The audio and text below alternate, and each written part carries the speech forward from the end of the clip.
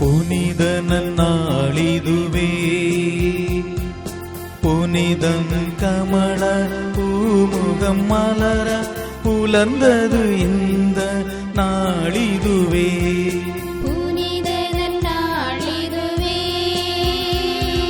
புனிதம் கமல பூமுகம் மலர புலர்ந்தது இந்த நாளிதுவே. புனித நன்னாளிதுவே.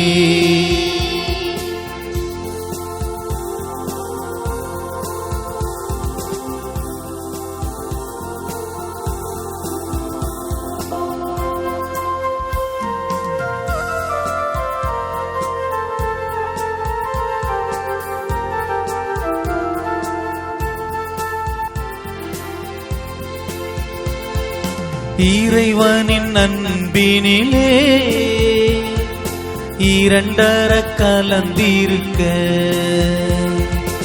இறைவனின் அன்பினிலே இரண்டர கலந்திருக்க, இறையருள் வாழ்வினிலே நிதமும் மகிழ்ந்திருக்க, இறையருள் வாழ்வினிலே நிதமும் மகிழ்ந்திருக்க. புனித நன்னாளிதுவே,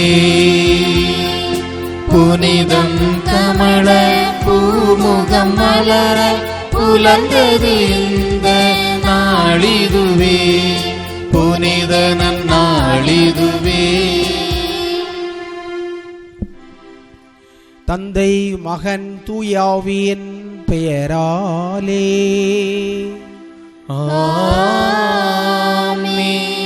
ஆண்டவராகிய இயேசு கிறிஸ்துவின் அருளும் கடவுளின் அன்பும் தூயாவின் நட்புறவும் உங்கள் அனைவரோடும் இருப்பதாக. உம் ஆன்மாவோடும் இருப்பதாக. இறையேசுவில் அன்புக்குரிய என் சகோதர சகோதரிகள் அனைவருக்கும் அன்பார்ந்த வாழ்த்துக்களை வணக்கங்களை கூறி ஆண்டினுடைய பொது காலம் 12வது ஞாயிற்றுக்கிழமை திருப்பலிக்க வரவேற்பதில் மகிழ்ச்சி அடைகின்றேன். அஞ்ச வேண்டாம், பயப்பட வேண்டாம் என்று சொல்லுகின்ற இறைவார்த்தையை ஆண்டவர் இன்று நமக்கு மீண்டும் மீண்டும் நினைவுபடுத்துகின்றார். எல்லாம் பயமயம் என்று சொல்லுகின்ற விதத்தில் நாடும் உலகமும் சென்று கொண்டிருக்கிறது. பல வேளைகளில் நாமும் சென்று கொண்டிருக்கலாம். அந்த பயத்தை மாற்றியே உண்மையான நம்பிக்கையும் விசுவாசத்தையும் அன்பையும் விதைக்கின்றார் ஆண்டவர். இந்த சிந்தனைகளோடு இன்றைய வழிபாட்டுக்குள் நாம் கடந்து செல்கின்றோம். உலகில் இருக்கின்ற அனைத்து மக்களுக்காக நாம் ஜெபிப்போம். பயம் நீங்க வேண்டும். பயத்தினால் எந்த காரியங்களையும் செய்யாமல் இயற்கையின் மேல் கொண்டிருக்கின்ற, இறைவன் மேல் கொண்டிருக்கின்ற அன்பினால், அயனால் மேல் கொண்டிருக்கின்ற அன்பினால் நாம் காரியங்களை செய்ய வேண்டும் என்ற வேண்டுதலை இறைவனுடைய பாதத்திலே நாம் சமர்ப்பிப்போம். வாழ்வை வளமாக்கும் மகிழ்ச்சியாக வாழ்வதற்காக வரங்களை ஆண்டவரிடத்தில் மன்றாடி கேட்போம். எல்லாமல்ல இறைவனிடமும் சகோதர சகோதரிகளே உங்களிடமும் நான் பாவியனை ஏற்றுக்கொள்கிறேன். ஏனெனில் என் சிந்தனையாலும் சொல்லாலும் செயலாலும் கடமையில் தவறியதாலும் பாவங்கள் பல செய்தேன். என் பாவமே என் பாவமே என் பெரும் பாவமே.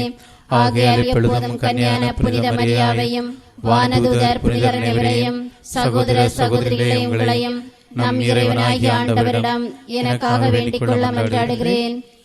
எல்லாமல்ல இறைவன் நம் மீது இரக்கம் வைத்து நம்முடைய குற்றங்கள், குறைகள், பாவங்கள், பலவீனங்கள், அறியாத தன்மைகள் இவற்றிலிருந்து நம்மை விடுவித்து நிறைவாழ்வுக்கு அழைத்துச் செல்வாராக. ஆமென்.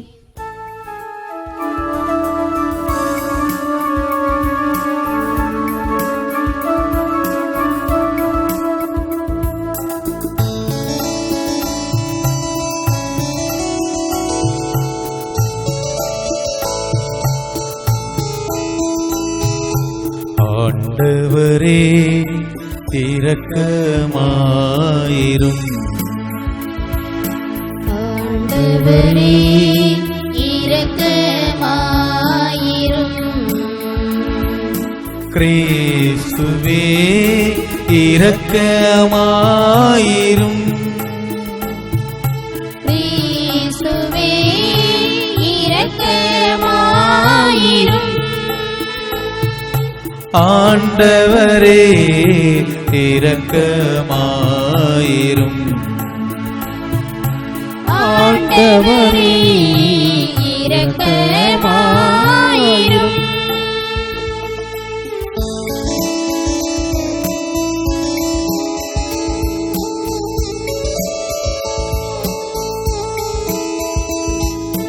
உன்னதங்களிலே கடவுளுக்கு மாட்சி உண்டாகுக. உலகினிலே நல் மனத்தோருக்கு அமைதியாகுக.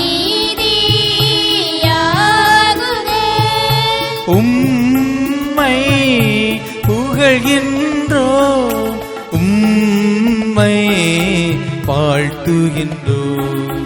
உம்மை ஆராதிக்கின்றோம், உம்மை மாட்சிப்படுத்துகின்றோம். உமது மேலான மாட்சியின் பொருட்டு உமக்கு நன்றி கூறுகின்றோ. ஆண்டவராகிய இறைவா, வானுலக அரசரே, எல்லாம் வல்ல தந்தையாகிய இறைவா, இறைவா, ஒரே மகனாய் உதித்த ஆண்டவரே இயேசு கிறிஸ்துவே, ஆண்டவராகிய இறைவா, இறைவனின் செம்மறியே, தந்தையின் திருமகனே, தந்தையின் திருமகனே, உலகின் பாவங்களை போக்குபவரே, எங்கள் மேல் இரக்கமாயிரும். உலகின் பாவங்களை போக்குபவரே, எங்கள் மன்றாட்டை ஏற்றருளும். தந்தையின் வலப்பக்கம் வீற்றிருப்பவரே, எங்கள் மேல் இரக்கமாயிரும். ஏனெனில் இயேசு கிறிஸ்துவே, நீர் ஒருவரே தூயவர், நீர் ஒருவரே ஆண்டவர், நீர் ஒருவரே உன்னதர், தூய ஆவியாரோடு தந்தையாகிய இறைவனின் மாட்சியில் இருப்பவர் நீரே. ஆமென். மன்றாடுவோமாக. ஆண்டவரே, உம்மையே நம்பி உம்முடைய அன்பில் நிலைத்திருப்பவர்களை நீர் என்றும் கைவிடுவதில்லை. இவ்வாறு நாங்கள் உமது திருப்பெயரை எக்காலத்திலும் போற்றவும் உம்மையே அன்பு செய்யவும் எங்களுக்கு அருள்வீராக. உம்மோடு தூயாவியின் ஒன்றிப்பில் இறைவனாய் என்றென்றும் வாழ்ந்து ஆட்சி செய்கின்ற எங்கள் ஆண்டவரும் உம் திருமகனுமாகிய இயேசு கிறிஸ்து வழியாக உம்மை மன்றாடுகிறோம்.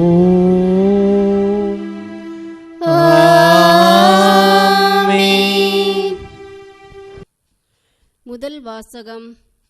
கடவுள் வறியோரின் உயிரை தீயோரின் பிடியினின்று விடுவித்தார். இறைவாக்கினர் எரேமியா நூலிலிருந்து வாசகம். அதிகாரம் 20, 10 முதல் 13 வரை உள்ள இறை வார்த்தைகள். எரேமியா கூறியது: சுற்றிலும் ஒரே திகில் என்று பலரும் பேசிக்கொள்கின்றார்கள். பழி சுமத்துங்கள், வாருங்கள், அவன் மேல் பழி சுமத்துவோம் என்கிறார்கள். என் நண்பர்கள் கூட என் வீழ்ச்சிக்காக காத்திருக்கிறார்கள். ஒருவேளை அவன் மயங்கி விடுவான், நாம் அவன் மேல் வெற்றி கொண்டு அவனை பழிதீர்த்து கொள்ளலாம் என்கிறார்கள். ஆனால் ஆண்டவர் வலிமை வாய்ந்த வீரரைப் போல என்னோடு இருக்கின்றார். எனவே என்னை துன்புறுத்துவோர் இடறி விடுவர். அவர்கள் வெற்றி கொள்ள மாட்டார்கள். அவர்கள் விவேகத்தோடு செயல்படவில்லை. அவர்களின் அவமானம் என்றும் நிலைத்திருக்கும், அது மறக்கப்படாது. படைகளின் ஆண்டவரே, நேர்மையாளரை சோதித்து அறிபவரும் உள் உணர்வுகளையும் இதய சிந்தனைகளையும் அறிபவரும் நீரே. நீர் என் எதிரிகளை பழி வாங்குவதை நான் காண வேண்டும். ஏனெனில் என் வழக்கை உம்மிடம் எடுத்துள்ளேன். ஆண்டவருக்கு புகழ் பாடுங்கள், அவரை புகழ்ந்தேத்துங்கள். ஏனெனில் அவர் வறியோரின் உயிரை தீயோரின் பிடியினின்று விடுவித்தார். இது ஆண்டவர் வழங்கும் அருள்வாக்கு. இறைவனுக்கு நன்றி. திருப்பாடல் 69 7 முதல் 9, 13, 16, 32 முதல் 34 வரை. நாம் பாட வேண்டிய பதில்: கடவுளே, உமது பேரன்பினால் எனக்கு பதில் மொழி தாரும்.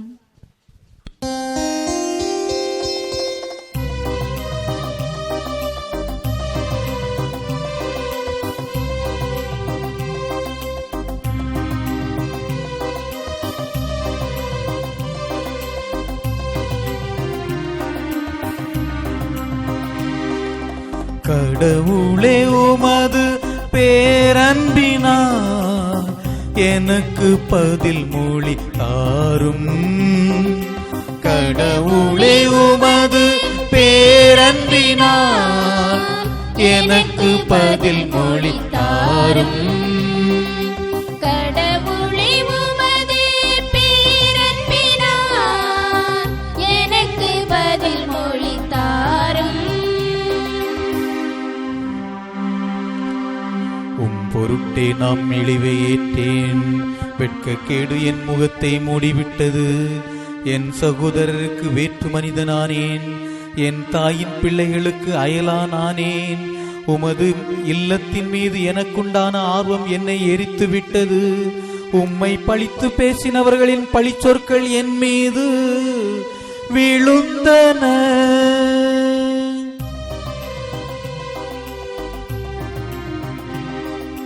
கடவுளே, உமது பேரன்பினால் எனக்கு பதில் மொழி தாரும். கடவுளே, உமது பேரன்பினால் எனக்கு பதில் மொழி தாரும்.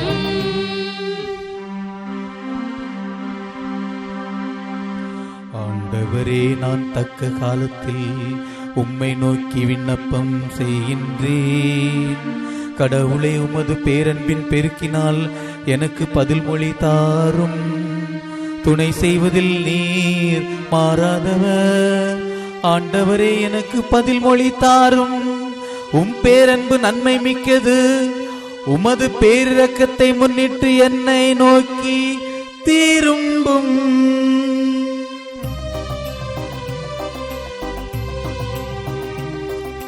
கடவுளே, உமது பேரன்பினால் எனக்கு பதில் மொழி தாரும்.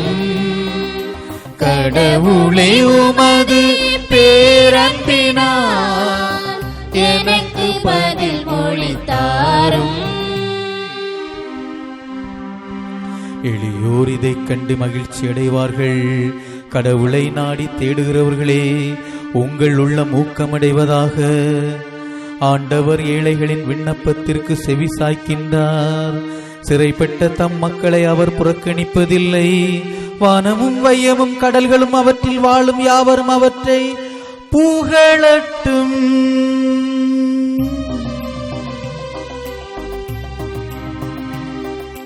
கடவுளே, உமது பேரன்பினால் எனக்கு பதில் மொழி தாரும். கடவுளே, உமது பேரன்பினால் எனக்கு பதில் மொழி தாரும். கடவுளே, உமது பேரன்பினால் எனக்கு பதில் மொழி தாரும். இரண்டாம் வாசகம். திருத்தூதர் பவுல் ரோமையருக்கு எழுதிய திருமுகத்திலிருந்து வாசகம். அதிகாரம் 5, இறை சொற்றொடர்கள் 12 முதல் 15 வரை.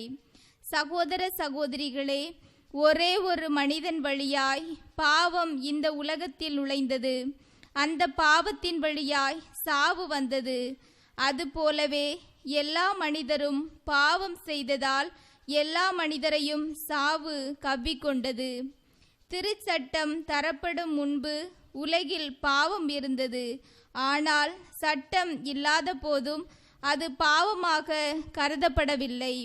ஆயினும் ஆதாம் முதல் மோசே வரையில் இருந்தவர்கள் ஆதாமை போல கடவுளின் கட்டளையை மீறி பாவம் செய்யவில்லை. எனினும் சாவு அவர்களின் மீது ஆட்சி செலுத்திற்று. இந்த ஆதாம் வரவிருந்தவருக்கு முன்னடையாளமாக இருக்கிறார். ஆனால் குற்றத்தின் தன்மை வேறு, அருள்கொடையின் தன்மை வேறு. எவ்வாறெனில் ஒருவர் செய்த குற்றத்தினால் பலரும் இறந்தனர். ஆனால் கடவுளின் அருளும் இயேசு கிறிஸ்து என்னும் ஒரே மனிதனின் வழியாய் வரும் அருள்கொடையும் பலருக்கு மிகுதியாக கிடைத்தது. ஆண்டவரின் அருள்வாக்கு. இறைவனுக்கு நன்றி.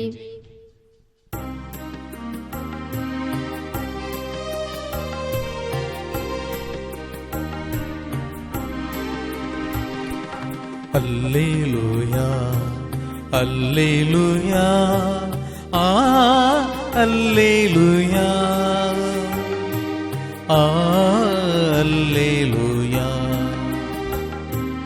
அல்லேலூயா அல்லேலூயா ஆ அல்லேலூயா ஆ அல்லேலூயா. உண்மையை வெளிப்படுத்தும் தூயாவியார் என்னை பற்றி சான்று பகர்வார். நீங்களும் சான்று பகர்வீர்கள். அல்லேலூயா அல்லேலூயா அல்லேலூயா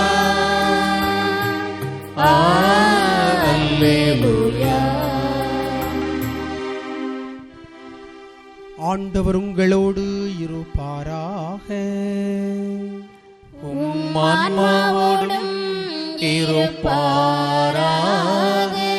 மத்தேயு எழுதிய நற்செய்தியிலிருந்து வாசகம். ஆண்டவரே மாட்சி உமக்கே. மத்தேயு நற்செய்தி 10ஆம் அதிகாரம் 26 33 வரையுள்ள இறை சொற்றொடர்கள். அக்காலத்தில் இயேசு தம் சீடர்களை நோக்கி கூறியது: உடலை மட்டும் கொல்பவர்களுக்கு அஞ்ச வேண்டாம். ஏனெனில் வெளிப்படாதவாறு மூடப்பட்டிருப்பது ஒன்றுமில்லை, அறிய முடியாதவாறு மறைந்திருப்பதும் ஒன்றுமில்லை. நான் உங்களுக்கு இருளில் சொல்வதை நீங்கள் ஒளியில் கூறுங்கள், காதோடு காதாய் கேட்பதை வீட்டின் மேல் தளத்திலிருந்து அறிவியுங்கள். ஆன்மாவை கொல்ல இயலாமல் உடலை மட்டும் கொல்பவர்களுக்கு அஞ்ச வேண்டாம். ஆன்மாவையும் உடலையும் நரகத்தில் அழிக்க வல்லவருக்கு அஞ்சுங்கள். காசுக்கு 2 சிட்டுக்குருவிகள் விற்பது இல்லையா? எனினும் அவற்றுள் ஒன்று கூட உங்கள் தந்தையின் விருப்பமின்றி தரையில் விழாது. உங்கள் தலைமுடி எல்லாம் எண்ணப்பட்டிருக்கின்றது. சிட்டுக்குருவிகள் பலவற்றை விட நீங்கள் மேலானவர்கள். எனவே அஞ்சாதீர்கள். மக்கள் முன்னிலையில் என்னை ஏற்றுக்கொள்ளுவரை விண்ணுலகில் இருக்கும் என் தந்தையின் முன்னிலையில் நானும் ஏற்றுக்கொள்கிறேன். மக்கள் முன்னிலையில் என்னை மறுதலிப்பவர் எவரையும் விண்ணுலகில் இருக்கிற என் தந்தையின் முன்னிலையில் நானும் மறுதலிப்பேன். இது கிறிஸ்துவின் நற்செய்தி. கிறிஸ்துவே உமக்கு புகழ்.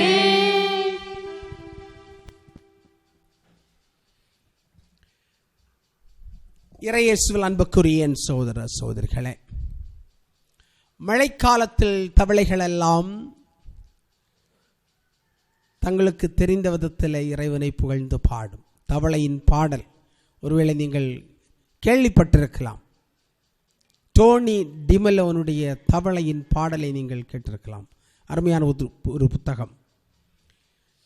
தவளைகள் எல்லாம் மகிழ்ச்சியில் ஆரவாரித்து ஒலி எழுப்பிக் கொண்டிருந்தன, பாடிக்கொண்டிருந்தன. பெரிய தவளை மூத்த தவளை சொல்லியது இளம் தவளை இடத்தில், காரணம் அதற்கு அனுபவம் இருக்கிறது அல்லவா, சொன்னது,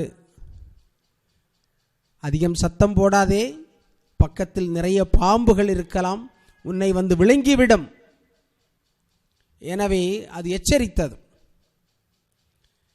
சிறிய தவளை இளம் தவளை உயிர் துடிப்புடன் தைரியத்துடன் நம்பிக்கையுடன் வீரத்துடன் சொன்னது, மூச்சை இழக்கலாம் பேச்சை இழக்கலாமா என்ற அருமையான சிந்திக்க வைக்கின்ற வார்த்தைகளை சொன்னதா. மூச்சை இழக்கலாம் பேச்சை இழக்கலாமா. இந்த சிறிய கதையை, காசியானந்தனுடைய சிறிய கதையை நான் ஏற்கனவே உங்களுக்கு சொல்லி இருக்கின்றேன், நீங்கள் சிந்தித்திருப்பீர்கள் என்று நான் நம்புகின்றேன். ஆக மூச்சை இழந்தாலும் பேச்சை இழக்கக்கூடாது என்பதுதான் மனிதனுடைய தத்துவமாக இருக்க வேண்டும். தைரியமாக இருங்கள் என்று ஆண்டவர் இன்றைய நற்செய்தியில சொல்வதை பார்க்கின்றோம். விவிலியத்தினுடைய பக்கங்களை புரட்டுகின்ற பொழுது ஆண்டவருடைய சட்டங்கள், அவருடைய வேண்டுதல்கள் எவை என்று கேட்டால் நீங்கள் நிச்சயமாக சொல்வீர்கள். மார்க்கு நற்செய்தியிலே மனம் திரும்புங்கள் என்று சொல்லப்பட்டிருக்கிறது, அதை சொல்லலாம். இதுதான் அதிகமாக பல இடங்களிலும் சொல்லப்பட்டிருக்கிறது என்று சொல்லலாம். தீர்ப்பிடாதீர்கள், தீர்ப்புக்குள்ளாக மாட்டீர்கள் என்று சில இடங்களிலே சொல்லப்பட்டிருக்கிறது, அதை நீங்கள் சொல்லலாம். அன்பு செய்யுங்கள், யோவான் நற்செய்தியில் அடிக்கடி வரக்கூடிய வார்த்தை அன்பு செய்யுங்கள். ஒருவேளை நீங்கள் அதை சொல்லலாம். சிலுவையை எடுத்துக்கொண்டு என் பின்னே வாருங்கள் என்று சொல்லுகின்ற இறைவனுடைய வார்த்தையாக இருக்கலாம். அல்லது இரக்கம் காட்டுங்கள், இரக்கம் பெறுவீர்கள், கடவுளுடைய தந்தையாக நீங்கள் மதிக்கப்படுவீர்கள் என்று சொல்லுகின்ற மத்தேயு நற்செய்தியில மலைப்பொழிவில் சொல்லப்பட்டிருக்கின்ற வார்த்தையாக நீங்கள் சொல்லலாம். அல்லது மன்னிப்பு கொடுங்கள் 7 முறை அல்ல 70 முறை 7 முறை என்று சொல்லுகின்ற ஆண்டவருடைய வார்த்தை தான் அடிக்கடி சொல்லப்பட்டிருக்கிறது என்று நீங்கள் சொல்லலாம்.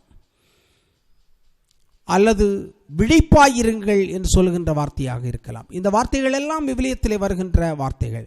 ஆனால் அதிகமாக சொல்லப்பட்டிருக்கின்ற வார்த்தை எது சொல்ல முடியுமா? அன்பு. அன்பு அன்புன்னு சொன்ன ஏற்கனவே 365 நாளும் நாம் பின்பற்ற வேண்டிய மிக முக்கியமான தாரக மந்திரம் அஞ்சாதீர்கள். 365 தடவைக்கு மேலே அது சொல்லப்பட்டிருக்கிறது. எனவே ஒவ்வொரு நாளும் ஆண்டவர் சொல்லுகிறார், அஞ்சாதீர்கள், பயப்பட வேண்டாம், பயம் இருக்க வேண்டாம், அச்சம் இருக்க வேண்டாம், உறுதி இருக்க வேண்டும், நம்பிக்கை இருக்க வேண்டும் என்று சொல்லக்கூடிய வார்த்தைகளை ரத்தின சுருக்கமாக அஞ்சாதீர்கள். எதற்கு அஞ்ச வேண்டாம்? உடலை கொல்லுகின்றவர்களுக்கு அஞ்ச வேண்டாம், உள்ளத்தை புண்படுத்துகின்றவர்களுக்கு அஞ்ச வேண்டாம். காரணம், மனிதன் உடல் உள்ளம் ஆன்மா இவற்றால் உருவாக்கப்பட்டிருக்கிறான் என்பதை நாம் அறிந்திருக்கின்றோம். உடலிலே சித்திரவதைகளை செய்யலாம்,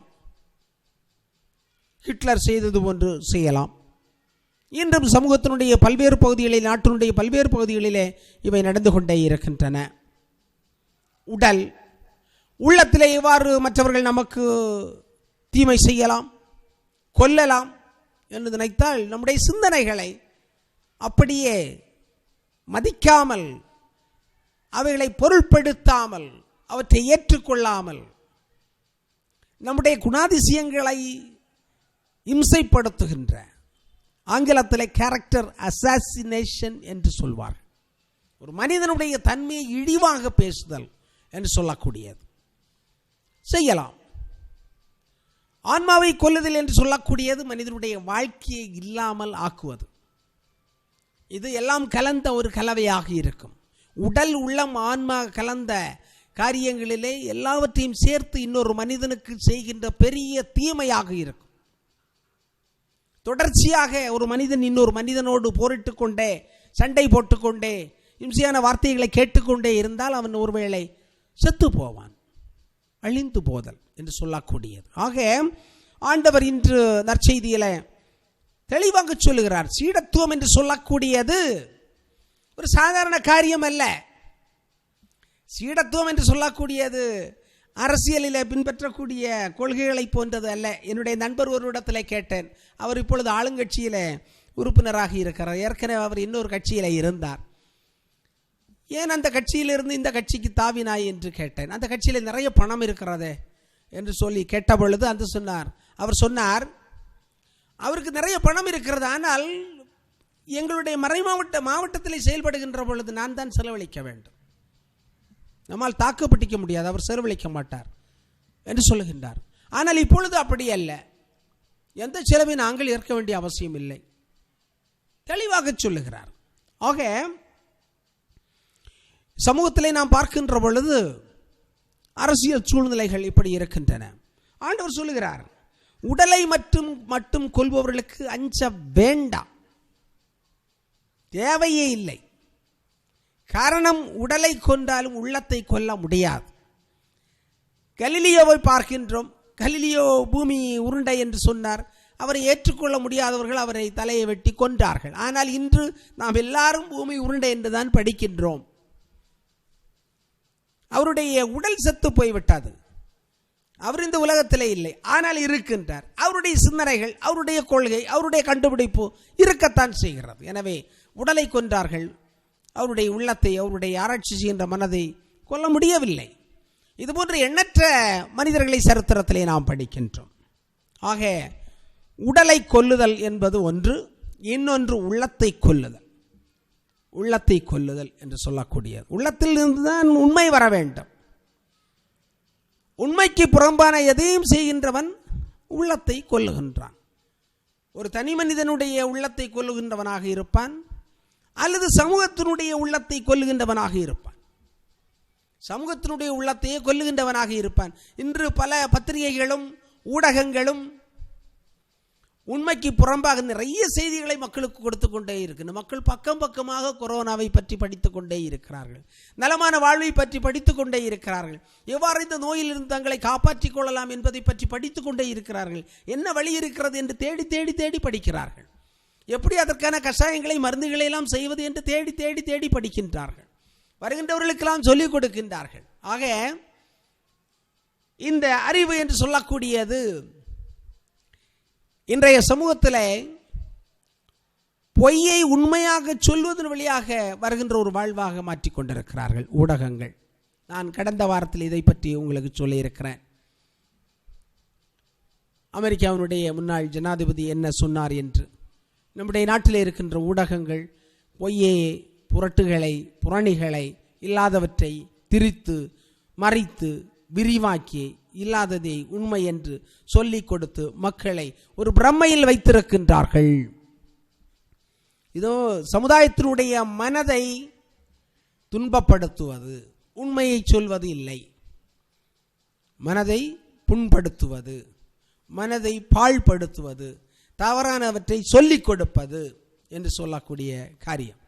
எனவே ஆண்டவர் சொல்லுகிறார், உடலை மட்டும் கொல்பவர்களுக்கு அஞ்ச வேண்டாம். அடுத்ததாக ஆன்மா. ஆன்மா என்பது வாழ்வு, உயிர், உயிர் என்று சொல்லக்கூடியது. இந்த மூன்றையும் சேர்த்துத்தான் மனிதனுடைய வாழ்வு என்று நாம் சொல்லுகின்றோம். ஆக மனிதர்கள் இன்றைய சமூகத்தில் எதிர்கொள்கின்ற சவால்கள் நிறைய இருக்கின்றன. அஞ்சாதீர்கள். ஆனால் உலகம் முழுவதும் அச்சத்தில் தான் இருந்து கொண்டிருக்கிறது. மிக அருமையான ஒரு இறைவார்த்தை இன்று. இன்றைய இறைவார்த்தையை ஆழமாக சிந்தித்து பார்க்கின்ற பொழுது நம்பிக்கையாளர்களாகிய நாம் எப்படிப்பட்ட சிந்தனையில் இருக்கிறோம் என்பதை சற்று அலசி ஆராய்ந்து பார்க்க கடமைப்பட்டிருக்கிறோம். முதல் வாசகத்தில் எரேமியா இறைவாக்கினர் நல்ல ஒரு இளைஞனாக இருந்தார். ஆண்டவர் அழைக்கிறார், நீ செல்ல வேண்டும், இடித்து தகர்க்க வேண்டும், அடித்து உடைக்க வேண்டும், நட்டு வைக்க வேண்டும், பிடுங்கி எறிய வேண்டும், கவிழ்க்க வேண்டும் என்றெல்லாம் சொன்ன உடனே எரேமியா பயந்தார் இல்லையா? பயந்தார்.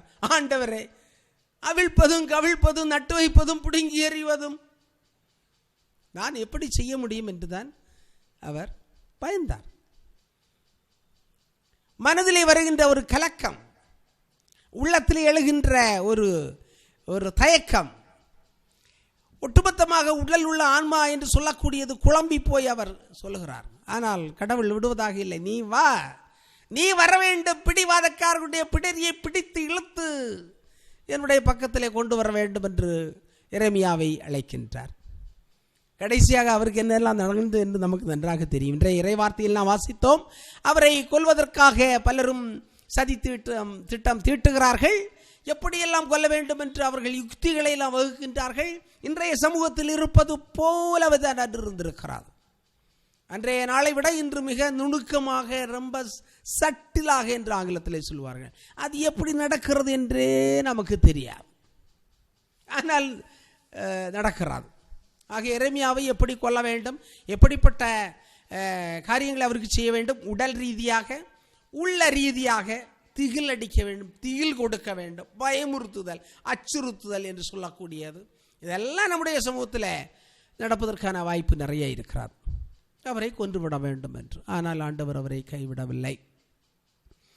எழுத்தாளர், அருமையான இறையியல் நம்பிக்கையாளர் போன்ஹோஃபர் என்று சொல்லுகின்ற எழுத்தாளர், நம்பிக்கையாளர், இறைவனுக்காக தன்னுடைய உயிரை கொடுத்தவர், அவர் அருமையான ஒரு புத்தகத்தை எழுதியிருக்கிறார். த காஸ்ட் ஆஃப் டிசைபிள்ஷிப் அப்படின்னு சொல்லக்கூடியது. அதாவது ஒரு சீடத்துவத்தினுடைய விலை என்ன, என்ன விலை கொடுத்து நாம் சீடத்துவத்தை வாங்க வேண்டும், அதற்காக நாம் என்ன விலை கொடுக்க வேண்டும் என்று சொல்லுகின்ற அர்த்தத்தில் ஒரு புத்தகத்தை எழுதியிருக்கிறார். அதில் 2 விதமான காரியங்களை சொல்லியிருக்கிறார். ஒன்று சாதாரணமான கடவுளுடைய அந்த கிரேஸ்ன்னு சொல்வார்கள், அருள் வரங்கள் என்று சொல்வார்கள்.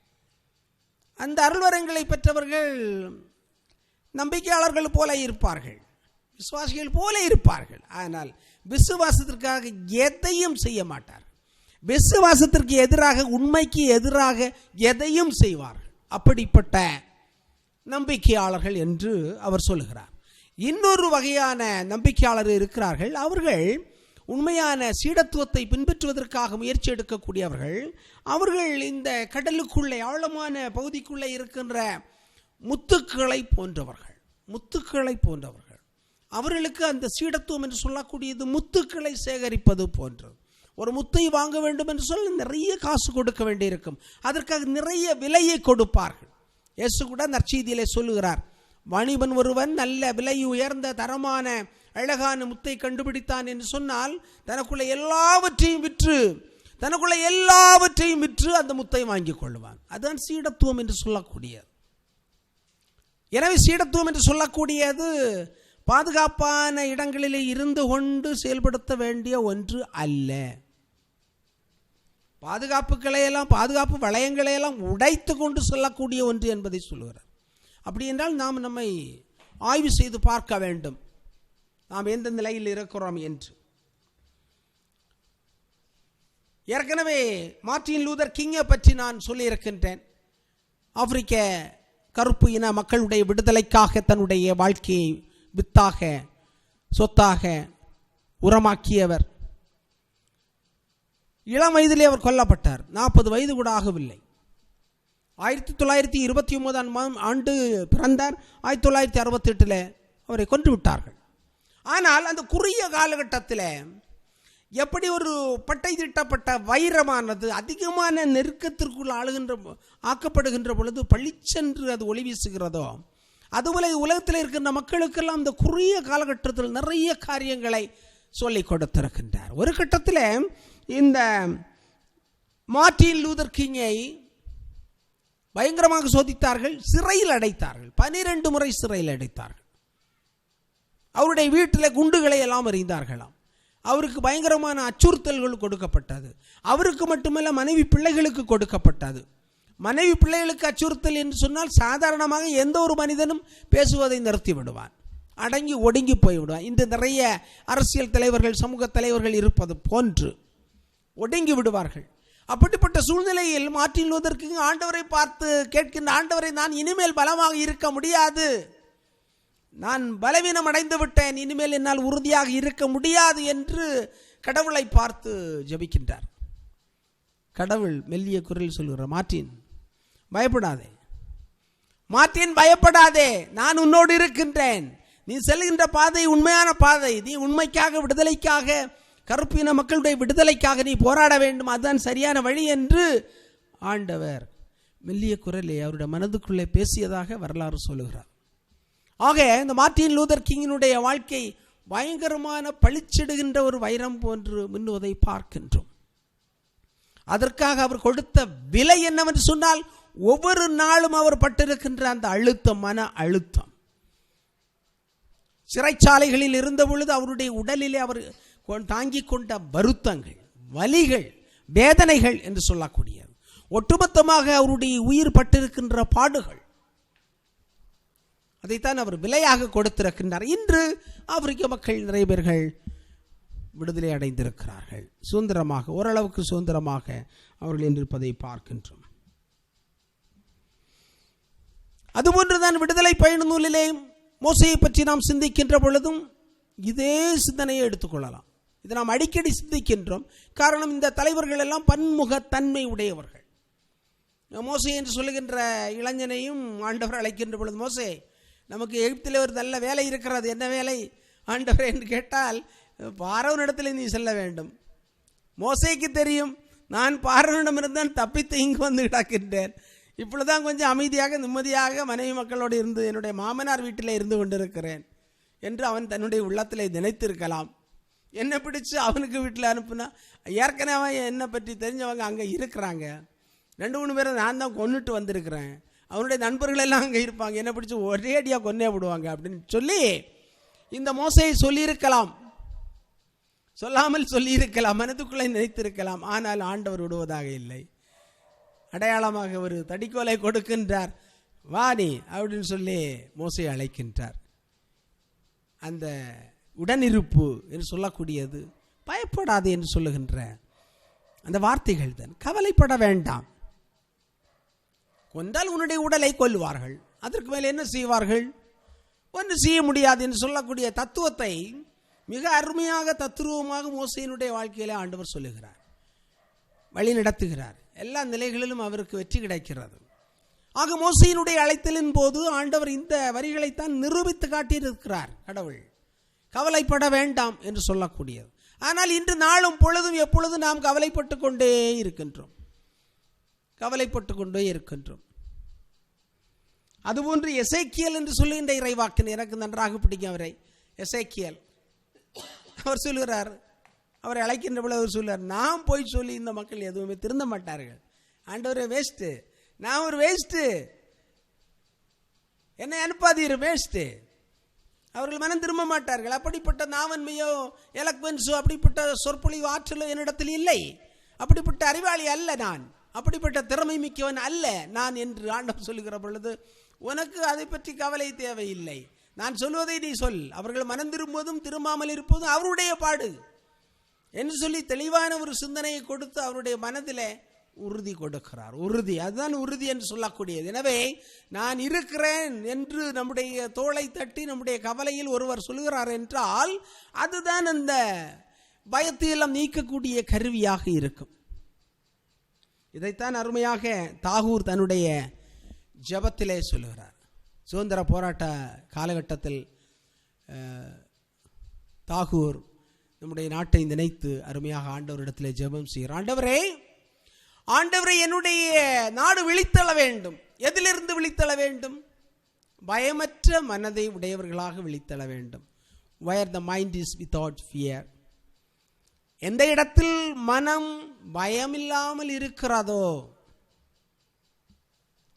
எந்த இடத்தில் தலை நிமிர்ந்து மனிதர்கள் நடக்கின்றார்களோ, அடிமைத்தனத்தில் இருந்த காலகட்டம் அது. ஆங்கிலேயருடைய ஆட்சி காலத்தில் அடிமைத்தனத்தில் இருந்தார்கள், உரிமைகள் இல்லாமல் சமத்துவம் இல்லாமல் இருந்த காலகட்டத்தில் தாகூர் இந்த பாடலை எழுதுகிறார். மனதில் உறுதி வேண்டும், மனதில் உறுதி வேண்டும், பயம் கூடாது. இதுதான் வாழ்வினுடைய அடிப்படை. அதை அவர் சொல்லுகிறார். நம்முடைய வாயிலிருந்து வருகின்ற வார்த்தைகள் எல்லாம் உண்மையிலிருந்து புறப்பட வேண்டும் என்று கடவுளை பார்த்து ஜெபிக்கிறார். ஆண்டவரே, என்னுடைய நாட்டை பாதுகாத்தருளும், என்னுடைய நாட்டை விழிப்புணர்வு அடைய செய்தருளும், என்னுடைய மக்கள் பயமின்றி வாழச் செய்தருளும், அவருடைய மனங்கள் பயமில்லாமல் இருக்க செய்தருளும், அவருடைய வாயிலிருந்து வருகின்ற வார்த்தைகள் உண்மையிலிருந்து வரக்கூடிய வார்த்தைகளாக இருக்க வேண்டும். ஆனால் அந்தோ பரிதாபம், இன்று பொய் சொல்வதையே வாழ்க்கையாக கொண்டிருக்கின்ற நல்ல மனிதர்களை நாம் இன்று அன்றாடம் சந்தித்துக் கொண்டிருக்கின்றோம். அதுதான் வாழ்க்கை, அதுதான் வாழ்க்கை.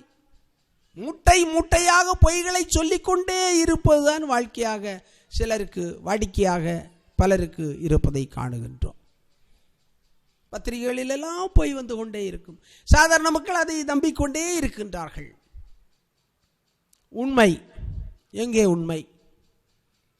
எனவே சீடத்துவம் என்று சொல்லக்கூடியது உண்மையை சொல்லுகின்ற ஒன்றாக இருக்க வேண்டும்.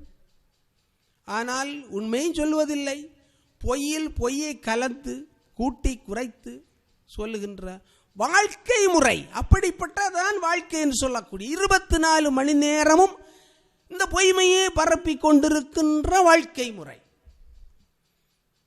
பல தரப்பிலே நாம் இன்று பார்த்து கொண்டிருக்கின்றோம். எனவே தாகூர் ஜெபிக்கின்றார், ஆண்டவரே என்னுடைய மக்கள் இப்படிப்பட்ட நிலையிலிருந்து மாற வேண்டும், அவர்கள் வாய்மை மட்டுமே சொல்ல வேண்டும் என்று அவர் ஜெபிக்கின்றார். செத்து போன மரபுகளிலிருந்து மக்கி போன பழக்க வழக்கங்களிலிருந்தும் இவர்கள் விடுதலை அடைய வேண்டும் என்று சொல்லுகின்றார். மரத்து போன மக்கி போன மரபுகளிலே தான் மீண்டும் மீண்டும் இந்த சேற்றிலே மக்கள் விழுந்து கொண்டிருப்பதை அவர் பார்க்கின்றார். மதத்தினுடைய பெயரை சொல்லி, சதியினுடைய பெயரை சொல்லி, சாதியினுடைய பெயரை சொல்லி மக்களை ஏமாற்றுகின்ற சூழ்நிலைகளை அவர் பார்த்து ஜெபிக்கின்றார். ஆண்டவர் இப்படிப்பட்ட மூட பழக்க வழக்கங்களில் என்னுடைய மக்களை காப்பாற்ற வேண்டும் என்று சொல்லுகிறார். மக்களை பிரிக்கின்ற சாதிகள் சமயங்கள் என்று சொல்லுகின்ற சுவர்களை எல்லாம் இடித்து தள்ளிவிட்டு ஒன்றாக இருக்கின்ற மக்களினத்தை காண வேண்டும். அப்படிப்பட்ட ஒரு என்னுடைய நாடு சொர்க்க பூமியாக இருக்க வேண்டும் என்று அவர் சொல்லுகிறார். Into that heaven of freedom let my country awake என்று சொல்லுகின்றார். அதுதான் உண்மையான வாழ்க்கை. மனதில் படுவதை சொல்வதற்கு அஞ்சுவதும், சொல்ல வேண்டிய இடத்தில் சொல்லாமல் இருப்பதும், சொல்லக்கூடாத இடத்தில் கூட்டி குறைத்து சொல்லுவதும், இல்லாததை சொல்லுவதும், பொல்லாததை சொல்லுவதும் ஒரு மனிதனுடைய உடலிலே ஏற்படுத்துகின்ற சித்திரவதைகளை விட அவனுடைய குணாதிசயங்கள் மேல் குறிவைத்து தாக்குகின்ற பண்பு கொலையாக இருக்கிறது, கேரக்டர் அசாசினேஷனாக இருக்கிறது. அதற்கு நிச்சயமாக தூக்கு தண்டனை அல்ல, பெரிய தண்டனைகளை கொடுக்க கடவுள் விரும்பலாம். காரணம் என்னவென்று சொன்னால், ஒரு மனிதனுடைய உடலை கொண்டால் அவன் செத்து போகின்றான். ஆனால் இந்த விதத்திலே மனிதனுடைய மனதை மட்டும் புண்படுத்தி கொண்டே சொல்லுகின்ற பொழுது அவன் வாழவும் முடியாது, அவன் சாகவும் முடியாது, விற்கவும் முடியாது, விளங்கவும் முடியாது என்று நாம் சொல்லுகிறோம். அதுபோல முடியாது. ஆண்டவர் சொல்லுகிறார், சீடத்துவம் என்று சொல்லக்கூடியது கடுமையான ஒன்று. அதை அவர் எதிர்நோக்குகின்றார். எனவே தான் தன்னுடைய சீடர்களுடைய மனங்களை அவர் பதப்படுத்துகின்றார், பண்படுத்துகின்றார். எனவே உடலை கொல்லுகின்றவர்களை பார்த்து நீ அஞ்ச வேண்டாம். காரணம் என்னவென்று சொன்னால், கடவுள் ஒருவருக்குத்தான் உடலையும் கொல்ல முடியும், உள்ளத்தையும் கொல்ல முடியும், அல்லது ஒரு மனிதனை அழிக்க முடியும். மனிதர்களால் முடியாது, மனிதர்களால் நிச்சயமாக முடியாது. மனிதர்கள் உடலை கொல்லலாம், கொஞ்ச நாட்கள் இல்லாதது பொல்லாதெல்லாம் சொல்லிக் கொண்டிருக்கலாம், கதைகளை பரப்பி கொண்டிருக்கலாம். ஆண்டவர் தெளிவாக 2000 ஆண்டுகளுக்கு முன்னதாக சொல்லியிருக்கிறார். ஒருவேளை அவர் அதை உணர்ந்திருக்கலாம், இயேசு கூட உணர்ந்திருக்கலாம், அவரை பற்றி கூட சொல்லியிருக்கிறார்கள். போசன பிரியன், குடிகாரன், விபச்சாரிகளுக்கு மாயக்காரர்களுக்கு நண்பன், சமாரிகளுடைய வீடுகளுக்கு செல்லக்கூடியவன் என்று சொன்னார்கள். அவனுக்கு பைத்தியம் பிடித்திருக்கிறது என்று சொன்னார்கள். விவிலியத்தில் எழுதப்பட்டிருக்கிறது. எனவே ஆண்டவர் இதெல்லாம் உணர்ந்துதான் சொல்லுவார். சீடத்துவம் என்று சொல்லக்கூடியது பட்டை தீட்டப்பட்ட வைரமாக இருக்க வேண்டும், அதற்கு ஏற்றவாறு அழுத்தத்தை சந்திக்க வேண்டி இருக்கும் என்று சொல்லிக் கொடுக்கிறார் தன்னுடைய சீடர்களுக்கு. இன்னொன்றை இதனுடைய மத்தியில் நம்பிக்கையோடு கொடுக்கிறார். சிட்டுக்குருவிகளை பாருங்கள், அது ஒன்று கூட தந்தையினுடைய விருப்பம் இல்லாமல் கீழே விழாது. எல்லாம் எண்ணப்பட்டிருக்கிறது என்று சொல்லுகிறார். நடைமுறையில் நாம் சொல்லுவோம் இல்ல, நடைமுறையில் நம்ம கொலோக்கியலில் சொல்லுவோம், அப்படித்தானே? எல்லாம் எண்ணப்பட்டிருக்கிறது. அப்படின்னு சொன்னால் இறைவனுடைய திட்டத்திற்கு வெளியே எதுவும் நடக்க முடியாது என்பதை ஆண்டவர் சொல்லுகிறார். எனவே தான் நாம் பார்க்கின்றோம், கடைசி பகுதியில் வரக்கூடிய கிறிஸ்துவை ஏற்றுக்கொள்ளுகின்ற மனிதர்கள் எப்படிப்பட்டவர்களாக இருப்பார்கள் என்றால், என்னை மக்கள் முன்னிலை ஏற்றுக்கொள்ளுகின்றவர்களை விண்ணுலகில் இருக்கின்ற தந்தை வானக தூதர்கள் முன்னால் ஏற்றுக்கொள்ளுவார் என்று நாம் பார்க்கின்றோம். திரு அவையினுடைய அஸ்திவாரமாக விசுவாசிகளின் இரத்தம் விசுவாசத்தினுடைய ஊற்றாக இருக்கிறது என்று சொல்வார்கள். நம்முடைய திரு அவையினுடைய ஊற்றாக இருக்கிறது என்று சொல்வார்கள். ரோமையிலும் அதை சுற்றி இருக்கின்ற இடங்களிலும், இத்தாலி நாட்டிலும், பல்வேறு நாடுகளிலும் இந்த மறைக்காக, திரு அவைக்காக விசுவாச சாட்சிகளாக வாழ்ந்தவருடைய பலருடைய கல்லறைகளுக்கு சென்றிருக்கின்றேன். அங்கு நாம் பார்க்கக்கூடிய மிக முக்கியமான செய்தி என்னவென்று சொன்னால், இந்த மனிதர்கள் விதைக்கப்பட்டவர்கள். இந்த மனிதர்கள் விதைக்கப்பட்டிருக்கிறார்கள், அவருடைய உடல்கள் கொல்லப்பட்டிருக்கின்றன, ஆனால் அவர்கள் வாழ்ந்து கொண்டிருக்கின்றார்கள் என்று சொல்லக்கூடிய மிக உண்மையான இரகசியமாக இருக்கிறது என்று நாம் சொல்லலாம். ஆகவே இன்று ஆண்டவர் நமக்கு கொடுக்கின்ற செய்தி மிக மிக பொருத்தமான ஒன்று. உளவியல் ரீதியாகவும் நம்முடைய உள்ளத்தில் பயம் இருந்தால் நிச்சயமாக எதையும் சாதிக்க முடியாது. சிகரங்களுக்கு ஏற வேண்டும், மலைகளுக்கு ஏற வேண்டும், ராக்கெட்டில் செல்ல வேண்டும், சந்திரனுக்கு செல்ல வேண்டும், நம்முடைய பிள்ளைகள் அங்கே செல்ல வேண்டும், இங்கே செல்ல வேண்டும், எல்லாவற்றுக்கும் அடிப்படையானது பயம் அற்ற தன்மை. ஆனால் நம்முடைய மனங்களில் முழுவதும் ஆக்கிரமித்து கொண்டிருக்கக்கூடியது பயம். பயம் கொரோனா பயமாக இருக்கலாம், நாளை விழுத்தெழுகின்ற பொழுது அரசாங்கம் என்ன புதிய சட்டத்தை கொண்டு வருகிறதோ என்ற பயம், நம்முடைய பாக்கெட்டில் இருக்கின்ற பணமெல்லாம் போய்விடுமோ என்ற பயம், நம்முடைய லாக்கர்களிலே இருக்கின்ற நகைகளெல்லாம் எடுத்து விடுவார்களோ என்ற பயம், தனி உடைமைகள் எல்லாம் பொது உடைமையாக மாற்றினால் என்ன, அந்த ஒரு பயமும் இருக்கலாம் நிறைய பேருக்கு. எனவே பணத்தை எப்படி வைப்பது, எப்படி பாதுகாப்பது என்பதே ஒரு பெரிய பயமாக இருக்கிறது. பலரும் பல காரியங்களிலே சிந்திக்கின்றார்கள். எனவே தொலைக்காட்சிகளிலும் யூடியூபிலும் நிறைய ஐடியாஸ் கொடுக்கிறார்கள் நிறைய பேர்கள். பணத்தை நீங்கள் எப்படி வைத்திருக்க வேண்டும் என்று, எப்படி பாதுகாக்க வேண்டும் என்று வழிகளை சொல்லிக் கொடுக்கிறார்கள். அதையெல்லாம் தேடி தேடி படிக்கின்றார்கள் சில நண்பர்கள். ஆக பயம்தான், எல்லாம் பயம் மயம், எல்லாம் சிவமயம் என்று சொல்லுவார்கள். எல்லாம் அன்பயமயமாக இருக்க வேண்டியது, ஆனால் பயமயமாக இருக்கிறது. இந்த பயத்திற்கும் நம்பிக்கைக்கும் விசுவாசத்திற்கும் சம்பந்தமே கிடையாது, இருக்க முடியாது. விசுவாசி நம்பிக்கையாளர் என்று சொல்லக்கூடியவர் பயத்தை படிப்படியாக வேறறுத்து விட வேண்டும். வேறறுத்து பயத்தை வேரோடும் வேரடி மண்ணோடும் மாற்ற வேண்டும். அப்பொழுதுதான் செயல்பாட்டிற்கான ஒரு உத்வேகம் கிடைக்கும். கொஞ்சம் பயந்து கொண்டு கொஞ்சம் சுதந்திரத்தோடு கொஞ்சம் எளிதாக நடக்காது. அரை வேக்காட்டு மக்களாகத்தான் இருந்து கொண்டிருப்போம். சமூகத்தினுடைய திருப்திக்காக ஒரு சில காரியங்களை செய்வோம், சபைகளுடைய திருப்திக்காக ஒரு சில காரியங்களை செய்து கொண்டிருக்கலாம். ஆனால் கடவுளுடைய திருப்தி என்று வருகின்ற பொழுது இன்னும் நிறைய செய்ய வேண்டி இருந்திருக்கும், செய்யாமல் இருப்போம். அதைத்தான் போன்ஹாஃபர் சொல்லுகின்ற இறையியலார் சொல்லுகிறார். சீப்பான ஒரு விசுவாசம், சீப் ஃபெய்த். எல்லாருக்கும் சீப்பாக பாப்புலாரிட்டி அடையணும், அது மிக முக்கியமான ஒரு போராட்டமாக இருந்து கொண்டிருக்கிறது. ஆக உடலை கொன்றவன் உயிரை கொல்ல இயலாதவர்களுக்கு அஞ்ச வேண்டாம். உலகத்தில் நடக்கின்ற எல்லா விதமான சிறப்பான செயல்பாடுகளுக்கு அடிப்படையாக இருப்பது பயம் அற்ற தன்மைதான். குழந்தை பருவத்திலிருந்து பயமற்ற தன்மையைத்தான் வளர்ந்த நாடுகள் அந்த நாட்டு மக்களுக்கு கொடுக்கிறது. பயமற்ற தன்மை நடு இரவில் நடந்து செல்ல முடியும். அதைத்தான் காந்தியடிகள் சொன்னார்கள். நடு இரவில் ஒரு பெண் தன்னுடைய உடல் முழுவதும் ஆபரணங்களை போட்டுக்கொண்டு செல்லுகின்ற காலம்தான் உண்மையான சுதந்திர காலம் என்று சொன்னார். அச்சம் தவிர் என்று சொன்னார். அச்சம் தவிர் என்று கவிஞர்கள் சொன்னார்கள்.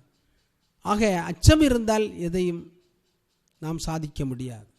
அச்சம் என்பது மடமையடா, அஞ்சாமை திராவிடர் உடமையடா என்று சொன்னார்கள். அச்சம் என்பது மடமை, அது ஃபூலிஷ்னஸ். ஆனால் நம்முடைய கருவில் உருவாகின்ற பொழுதே நிறைய பயங்களை அம்மா வழியாக, பிறந்த பிறகு பக்கத்தில் இருக்கின்றவர்கள் வழியாக, தாத்தா வழியாக, பாட்டி வழியாக, அண்ணன்மார் வழியாக, சொந்தக்காரங்கள் வழியாக ஏற்றப்பட்டிருக்கிறார். இந்த பயத்திலிருந்து வருவதற்கு நம்முடைய வாழ்நாள் முழுவதும் செலவிட வேண்டி இருக்கிறது. நிறைய அச்சங்கள், பயங்கள். பள்ளிக்கூடத்தில் சென்றால் ஆசிரியரை கண்டு பயம், ஆசிரியரை கண்டு பயம். தெருவிலே நடந்தால் அக்கம் பக்கம் வீட்டுக்காரர்களை கண்டு பயம். அவர்கள் என்ன சொல்வார்களோ, இவர்கள் என்ன சொல்வார்களோ, அவன் எப்படி பார்ப்பானோ, இவள் எப்படி பார்ப்பாளோ என்று சொல்கின்ற பயம். எதுக்கு எடுத்தாலும் பயம் என்று சொன்னால் பின்ன எப்படித்தான் வாழ்வது சொல்லுங்க பார்ப்போம். உங்களை ரெண்டரும் பயம் இல்லைன்னு நினைக்கிறேன், நீங்கள் நல்ல நம்பிக்கையாளர்கள் நினைக்கிறேன். அது மாதிரி தான் ஜீவாம், நல்ல நம்பிக்கையாளர்கள் என்ற ஒரு நம்பிக்கை எனக்கு இருக்கிறது. அப்போ என்ன லைஃப், என்ன வாழ்க்கை, மற்றவர்கள் என்ன சொல்வார்கள் என்பது நம்முடைய வாழ்வினுடைய ஒரு காரணமாக இருக்கவே கூடாது. மற்றவர்கள் நமக்கு நாம் செய்யக்கூடிய காரியங்களுக்கு அப்ரூவல் தரணுங்கிற அவசியமே கிடையாது. இயேசு கிறிஸ்து அதை எதிர்பார்க்கவில்லை. அவர் தந்தையினுடைய அப்ரூவலை மட்டும்தான் எதிர்பார்த்தார். தந்தையினுடைய நாம் அந்த அதை சொல்லக்கூடிய நாள் எந்த நாளாக இருக்கும்? கடவுளுடைய இயற்கையினுடைய சித்தத்தை நிறைவேற்றுவதுதான் என்னுடைய வாழ்வின் இலட்சியம் என்று நாம் சொல்ல முடியுமா? இல்லை. ஒரு நாளில் நடக்கின்ற நிகழ்ச்சிகளை ஆய்வு செய்து பார்த்தால் 99% மற்றவங்களை போத்தியப்படுத்தக்கூடிய காரியமாகத்தான் இருக்கும். அது ஒரு காலகட்டத்தில் நிச்சயமாக இருக்கத்தான் செய்யும். மாணவர்கள் என்றால் ஆசிரியத்தில் இருக்கத்தான் செய்யும், கல்லூரிக்கு சென்றாலும் இருக்கும். ஆனால் அந்த நிலைகளை தாண்டி ஒரு வயதை எட்டுகின்ற பொழுது இவைகளிலிருந்து படிப்படியாக தாகூர் சொல்வதை போன்று மனம் விடுதலை அடைய வேண்டும். மனம் விடுதலை அடைய வேண்டும். அதைத்தான் இந்த நற்செய்தியிலே ஆண்டவர் கோடிட்டு காட்டியிருக்கின்றார். அத்தகைய ஒரு சமூகமாக, அப்படிப்பட்ட ஒரு நாடாக நம்முடைய நாடு, சமூகம், குடும்பம் முன்னேற வேண்டும், வளர வேண்டும், வாழ வேண்டும், பிறரை வாழ்விக்க வேண்டும் என்ற சிந்தனையோடு தொடர்ச்சியாக இன்றைய வழிபாட்டுக்குள் நாம் கடந்து செல்வோம். நம்முடைய நம்பிக்கையை ஆண்டவரிடத்தில் அறிக்கையிடுவோம்.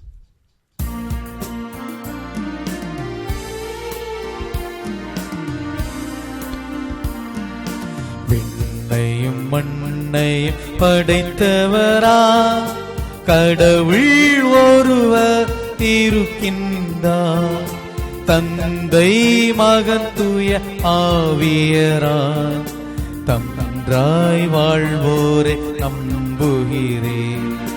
தூய ஆவியின் வல்லமையால் இறைமகன் நமக்காய் மனிதரானார். கன்னி மரியிடம் பிறந்தவராம் இயேசுவை உறுதியாய் நம்புகிறேன். பிலாத்துவின் ஆட்சியில் பாடுபட்டார், சிலுவையில் இறந்து அடக்கப்பட்டார், 3ஆம் நாளில் உயிர் தெழுந்தார், இறப்பின் மீதே வெற்றி கொண்டார். விண்ணகம் வாழும் தந்தையிடம் அரியணை கொண்டே இருக்கின்றார். உலகம் முடியும் காலத்திலே நடுவரை திரும்பவும் வந்திடுவார். தூய ஆவியாரை நம்புகிறே, பாரினில் அவர் துணை வேண்டுகிறே. பாவ மன்னிப்பு தூய்மை பெற்று பரிகார வாழ்வில் நிலைத்திடுவே. திரு அவை உரைப்பதை நம்புகிறேன், புனிதர்கள் உறவை நம்புகிறேன். உடலின் உயிர்ப்பை நிலை வாழ்வை உறுதியுடனே நம்புகிறேன்.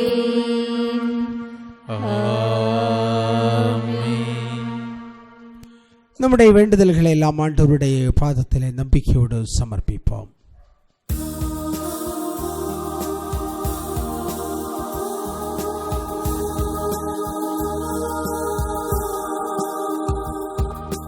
ஆண்டவரே, எம் குரலை தயவாய் கேட்டருளும்.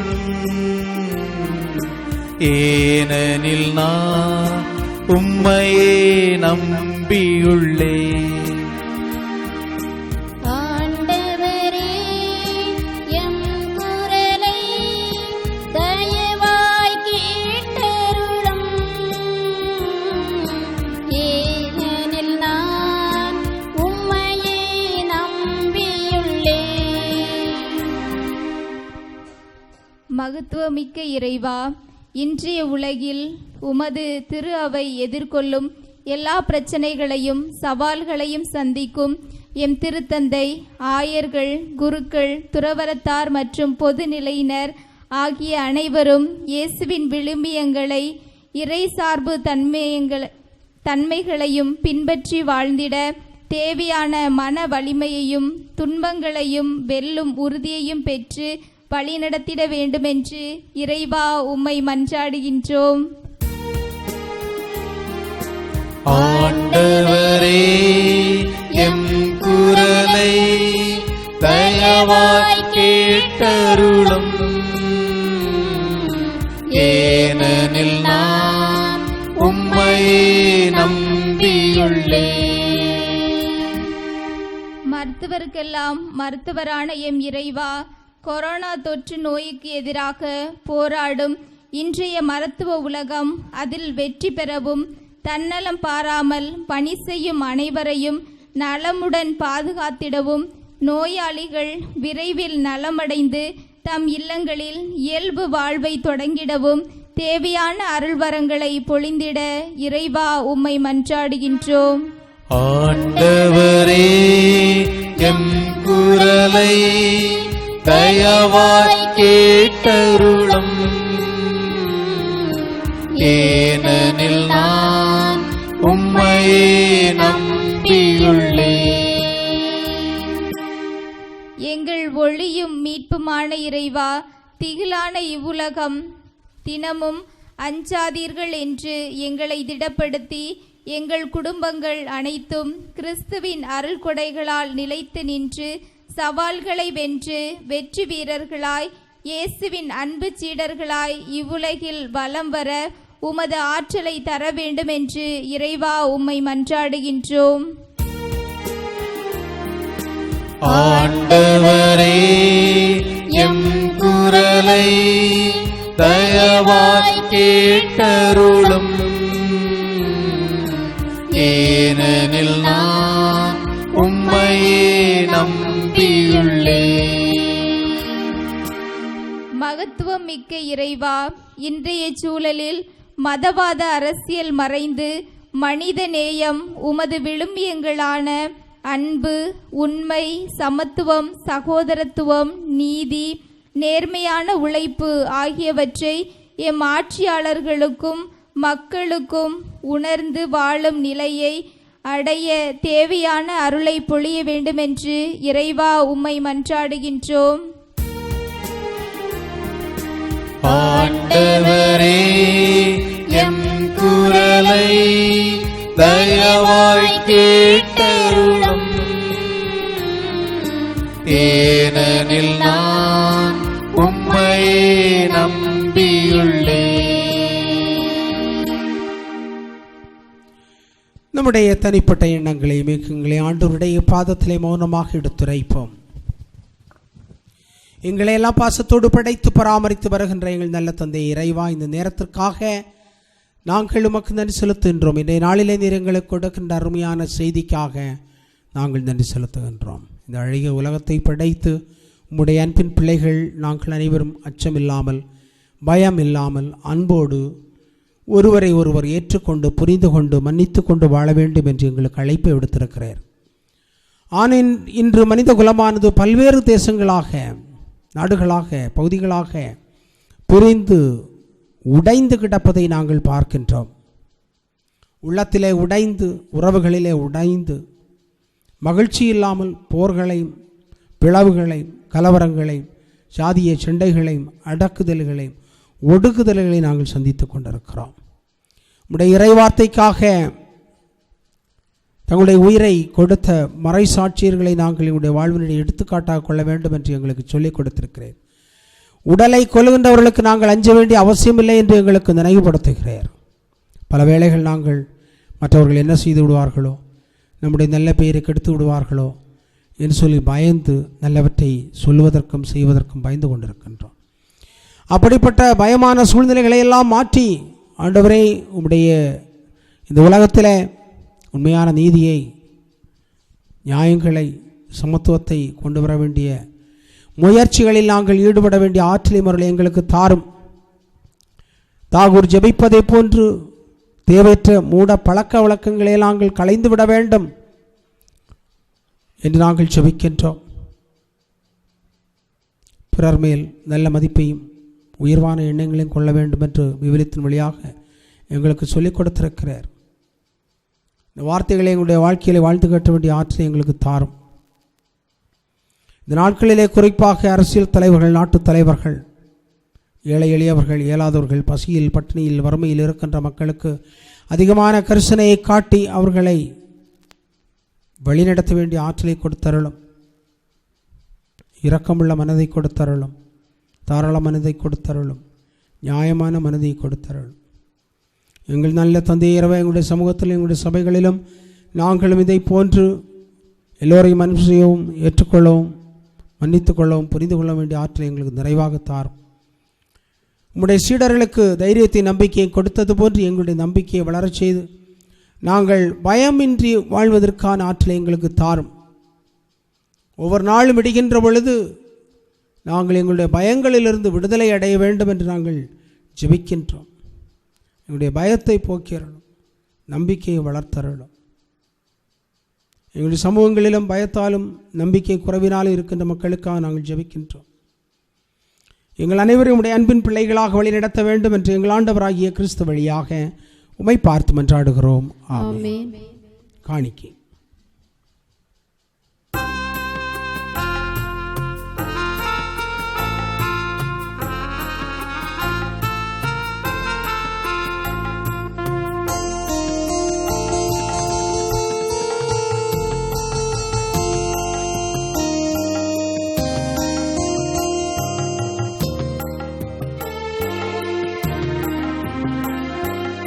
இதயம் மகிழ்ந்து அளிக்கும் பலி இறைவா ஏற்றிடுவார்.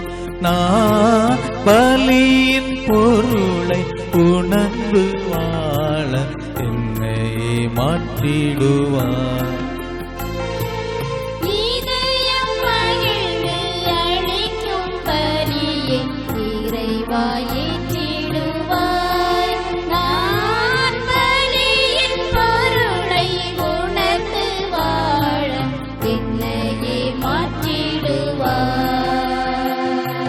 பொன்னையோ பொருளையோ இறைவா நீர் கேட்கவில்லை. தினம் என்னையே பிறர்க்கென அளிக்க வேண்டுகின்றார். பொன்னையோ பொருளையோ இறைவா நீர் கேட்கவில்லை. தினம்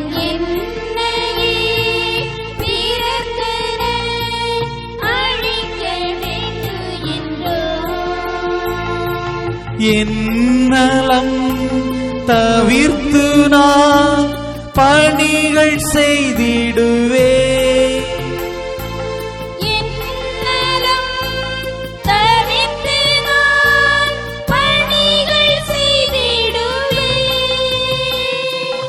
என்னை ஏற்று பலியாக மாற்று. என்னை ஏற்று பலியாக மாற்று. இதயம் மகிழ்ந்து அளிக்கும் பலியை இறைவா ஏற்றிடுவாய். நான் பலியின் பொருளை உணர்ந்து வாழ என்னையே மாற்றிடுவாய். அன்புக்குரிய என் சகோதர சகோதரிகளை, ஒரு இறை சமூகமாக இணைந்து இறைவனுக்கு ஒப்புக் கொடுக்கின்ற இந்த திருப்பலியானது எல்லாம் அல்ல தந்தையாகிய இறைவனுக்கு ஏற்புடையதாகும்படி விசுவாசத்துடன் ஜெபிப்போம். ஆண்டவர் தமது பெயரின் புகழ்ச்சிக்காகவும் ஆட்சிக்காகவும் நமது நன்மைக்காகவும் புனித திரு அவை அனைத்து நலனுக்காகவும் உமது கையிலிருந்து பலியை ஏற்றுக்கொள்வாராக. ஆண்டவரே, எங்களை உம்முடைய ஒப்புரவாக்கும் இப்புகழ்ச்சி பலியை ஏற்றருளும். அதனால் நாங்கள் துயராக்கப்பட்டு உம்மை மகிழ்விக்கின்ற எங்கள் மனங்களில் காணிக்கைகளை உமக்கு அளித்திட அருள்வீராக. எங்கள் ஆண்டவராகிய கிறிஸ்து வழியாக உம்மை மன்றாடுகிறோம்.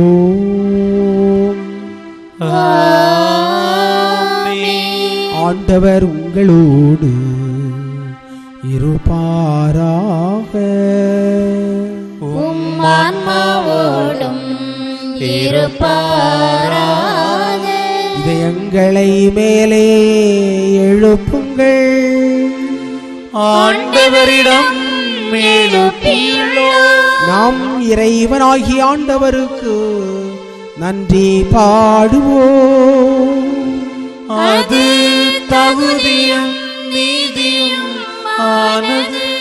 ஆண்டவரே, தூயவரான தந்தையே, என்றும் வாழும் எல்லாம் வல்ல இறைவா,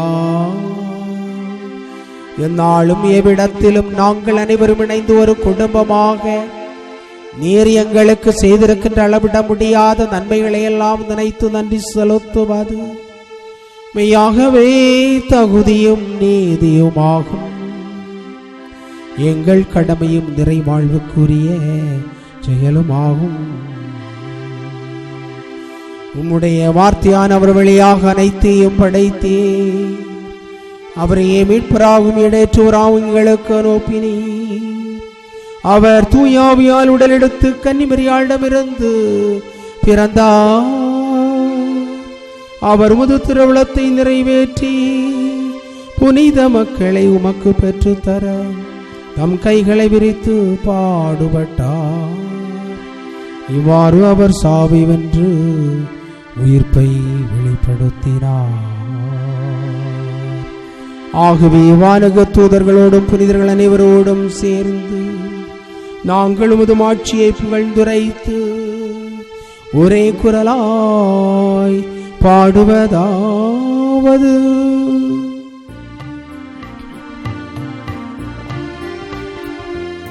தூயவர் தூயவர் தூயவர் வான்படைகளின் கடவுளம் ஆண்டவர், விண்ணகமும் மண்ணகமும் உமது மாட்சியால் நிறைந்துள்ளன.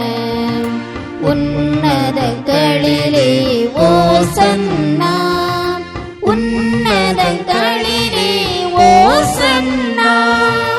ஆண்டவர் பெயரால் வருகிறவர் ஆசி பெற்றவர். உன்னதங்களிலே ஓசன்னா, உன்னதங்களிலே ஓசன்னா. ஆண்டவரை நேர்மையாகவே தூயவர், தூய்மை அனைத்திற்கும் ஊற்றாகவே உம்முடைய ஆவியை பொழிந்து காணிக்கைகளை தூய்மைப்படுத்த உம்மை வேண்டுகின்றோம். இவ்வாறு எங்கள் ஆண்டவர் இயேசு கிறிஸ்துவின் உடலும் இரத்தவுமாக எங்களுக்கு இவை மாறுவனவாக. அவர் பாடுபட உளம் கனிந்து தம்மை சிலுவை சாவுக்கு கையளித்த போது அப்பத்தை எடுத்து நன்றி செலுத்தி அதை பிட்டு தாம் அன்பு சீடர்களுக்கு அளித்து கூறியதாவது: அனைவரும் இதிலிருந்து பெற்று உண்ணுங்கள், ஏனெனில் இது உங்களுக்காக கையளிக்கப்படும் என் உடல்.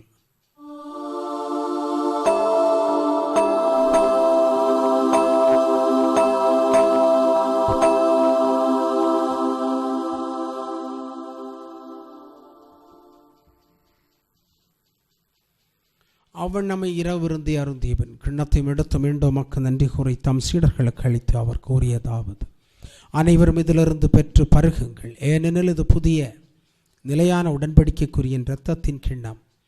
இது பாவ மன்னிப்புக்கென்று உங்களுக்காகவும் பலருக்காகவும் சிந்தப்படும்.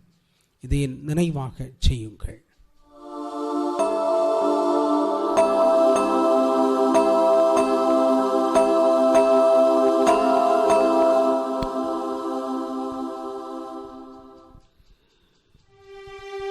நம்பிக்கையின் மறை பொருள். ஆண்டவரே, நாங்கள் இந்த அப்பத்தை உண்டு கிண்ணத்திலிருந்து பருகும் போதெல்லாம் நீர் வருமளவும் உமது இறப்பினை அறிக்கையிடுகின்றோம். ஆகவே ஆண்டவரை, நாங்கள் ஆண்டவர் இயேசு கிறிஸ்துனுடைய வாழ்வையும் இறப்பையும் உயிர்ப்பையும் நினைவு கூர்ந்து வாழ்வு தருகின்ற இந்த எளிய அப்பத்தை மீட்பளிக்கின்ற கிண்ணத்தையும் உமக்கு ஒப்புக் கொடுக்கின்றோம்.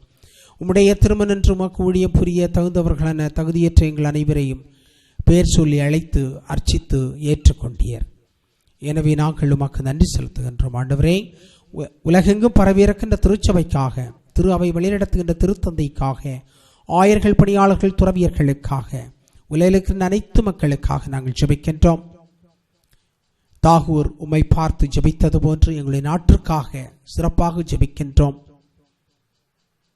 மக்கள் மனங்களில் விடுதலை பெற்று உண்மையான சுதந்திர தாகத்துடன் வாழ வேண்டிய ஆற்றலை எங்களுக்கு தாரும்.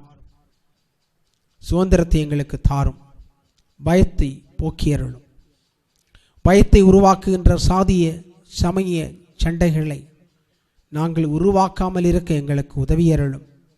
அரசியல் சமூக பொருளாதார விடுதலை எங்களுக்கு தாரும். அதற்காக உழைக்கின்ற அனைத்து மக்களோடும் நீர் இருந்து அவர்களிலே நீர் செயலாக்கம் செய்ய வேண்டும் என்று நாங்கள் ஜெபிக்கின்றோம்.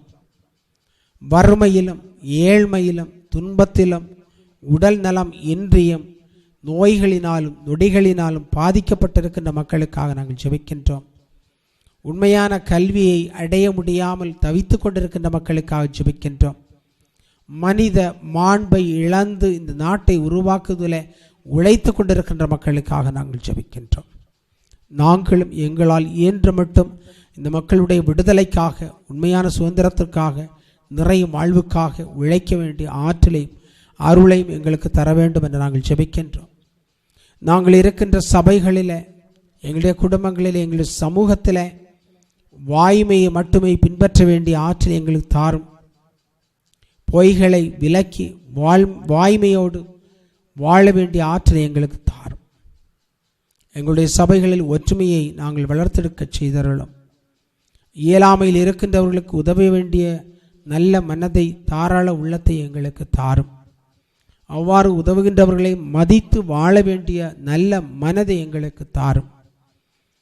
மற்றவருடைய குற்றங்கள் குறைகளை மன்னித்து வாழ வேண்டிய ஆற்றலை எங்களுக்கு தாரும்.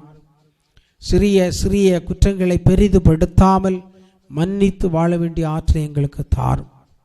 மற்றவர்களை பற்றி நல்ல காரியங்களை சொல்ல வேண்டிய நல்ல மனதை எங்களுக்கு தாரும். இயலாமையில் இருக்கின்றவர்களை தாங்கி பிடித்து கொள்ள வேண்டிய ஆற்றலை எங்களுக்கு தாரும். எங்களை புரிந்து கொள்ளாதவர்களை நாங்கள் புரிந்து கொள்ள வேண்டிய ஆற்றலை எங்களுக்கு தாரும். எங்களை அன்பு செய்யாதவர்களை நாங்கள் அளவு கடந்த விதத்தில் அன்பு செய்வதற்கான ஆற்றலை எங்களுக்கு தாரும். தாகூரோடு இணைந்து நாங்கள் ஜெபிக்கின்றோம். அப்படிப்பட்ட ஒரு சமூகமாக எங்களுடைய நாடு விழித்தள வேண்டும் என்று நாங்கள் ஜெபிக்கின்றோம். எங்களுடைய சமூகத்திலிருந்து இறந்து போனவர்களுக்காக நாங்கள் ஜெபிக்கின்றோம். எங்களுடைய பெற்றோர்கள், உற்றார்கள், உறவினர்கள், நண்பர்கள், எங்களுடைய வாழ்விலும் எங்களுடைய வளர்ச்சியிலும் உதவி செய்தவர்கள், எங்களை அன்பு செய்தவர்கள், எங்களை பேணி பராமரித்தவர்கள், எங்களுக்கு நல்வழி காட்டியவர்கள் அனைவருக்காக நாங்கள் ஜெபிக்கின்றோம். அவர்கள் அனைவரையும் உமது திருமுக ஒளியினுள் ஏற்றருளும். எங்கள் அனைவரும் இதும் இரக்கமாயிரும். இயேசுவின் தாயான மாட்சிமை மிக்க மரியாள், அவருடைய கணவரான யோசேப்பு, புனித திருத்தூதர்கள், இவ்வுலகில் உம்முடைய நம்பிக்கையை கொண்டு சென்று மறைசாட்சிகளாக வாழ்ந்த மறைசாட்சிகள் புனிதர்கள், அவர்களோடும் இன்றும் சமூகத்தில் நீதிக்காக, உண்மைக்காக, சுதந்திரத்திற்காக தங்களுடைய வாழ்வை அர்ப்பணித்திருக்கின்ற நல்ல மனிதர்கள் அனைவரோடும் நாங்களும் நிலைவாழ்வில் பங்கு கொள்கின்ற தகுதி பெற்று உம் திருமகன் இயேசு கிறிஸ்து வழியாக உம்மை புகழ்ந்தேத்தும் வரம் அருள உம்மை மன்றாடுகின்றோம். அனைவரும் இணைந்து இறைவனை புகழ்ந்து பாடுவோம். இவர் வழியாக, இவரோடு, இவரில் எல்லாம் வல்ல இறைவனாகிய தந்தையே, தூயாவின் ஒன்றிப்பில் எல்லா புகழும் மாட்சியும் என்றென்றும் உமக்கு உரியதே. ஆமென், ஆமென், ஆமென்.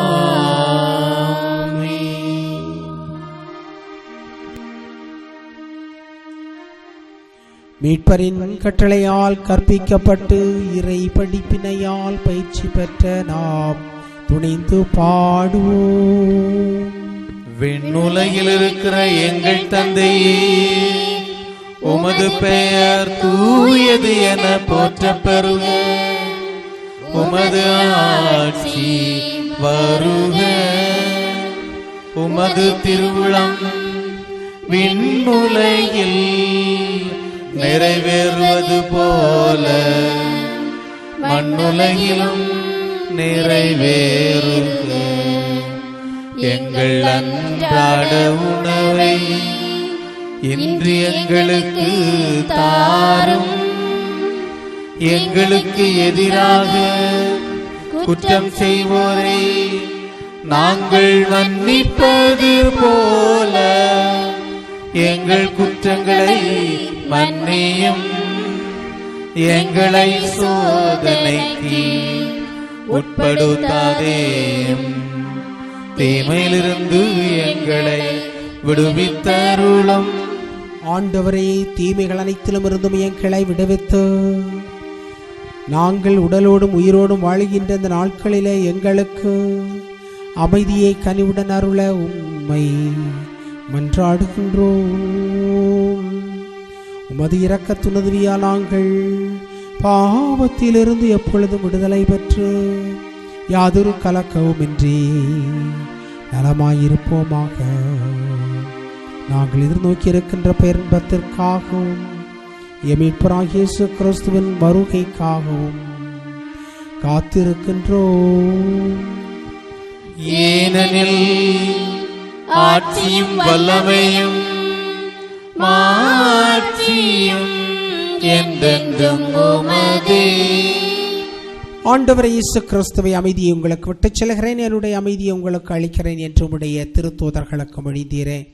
எங்களுடைய குற்றங்கள் குறைகளை பாராமல், குறிப்பாக அன்பு, அமைதி, ஒருமைப்பாடு இவற்றுக்கு எதிராக நாங்கள் செய்திருக்கின்ற குற்றங்கள் குறைகளை பாராமல் உமது திரு அவையின் ஆழ்ந்த விரிந்த நம்பிக்கையை கண்ணோக்கி உமது திருவிழத்திற்கேற்ப திரு அவைக்கும் உலகத்திற்கும் உண்மையான அமைதியையும் ஒற்றுமையும் வளர்ச்சியையும் மகிழ்ச்சியும் அளித்தருள திருவிழம் கொள்வீராக. என்றென்று வாழ்ந்து ஆட்சி செய்கின்றவர் நீரே. ஆண்டவருடைய அமைதி உங்களோடு என்றும் இருப்பதாக.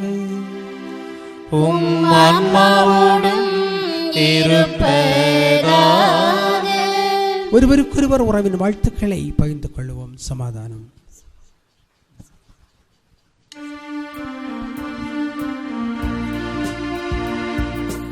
உலகின் பாவம் போக்கும் இறைவனின் செம்மறியே எம்மேல் இரக்கம் வையும்.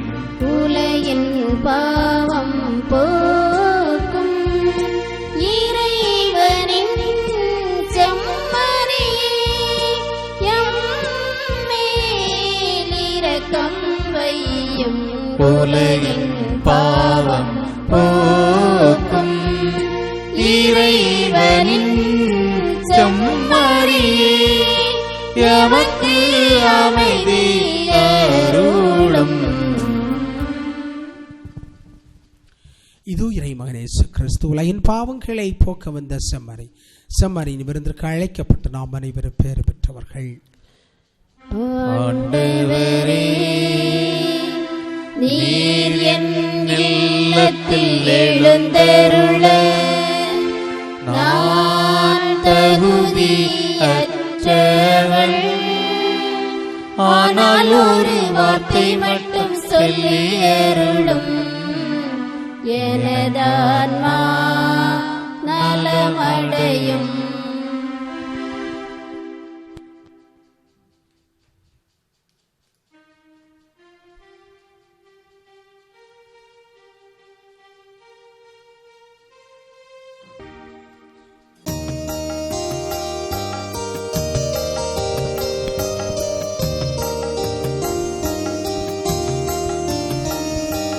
அஞ்சாதே அஞ்சாதே, நான் என்றும் உன்னோடு. எந்த துன்பம் வந்தாலும் என் அன்பு உன்னோடு. அஞ்சாதே அஞ்சாதே, நான் என்றும் உன்னோடு. எந்த துன்பம் வந்தாலும் என் அன்பு உன்னோடு.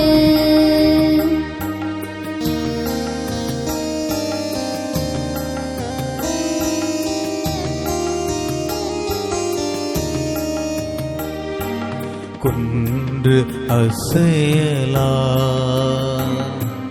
கூகைகள் பெயரலா,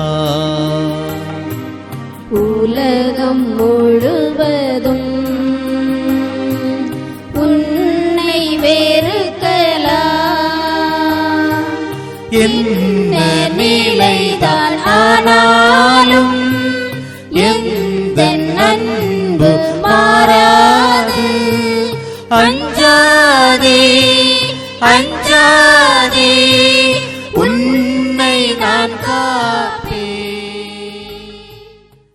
ஜெபிப்போமாக.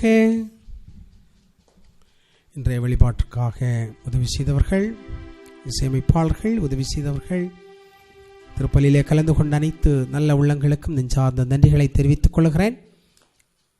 இன்றைய மைய சிந்தனை இன்று திருப்பலிக்கு மட்டுமல்ல, மாறாக வாழ்நாள் முழுவதும் பின்பற்ற வேண்டிய ஒன்று என்பதை மனதில் இருத்தி ஆண்டவருக்கு நன்றி செலுத்துவோம். உலக மக்கள் அனைவருக்காக மன்றாடுவோம்.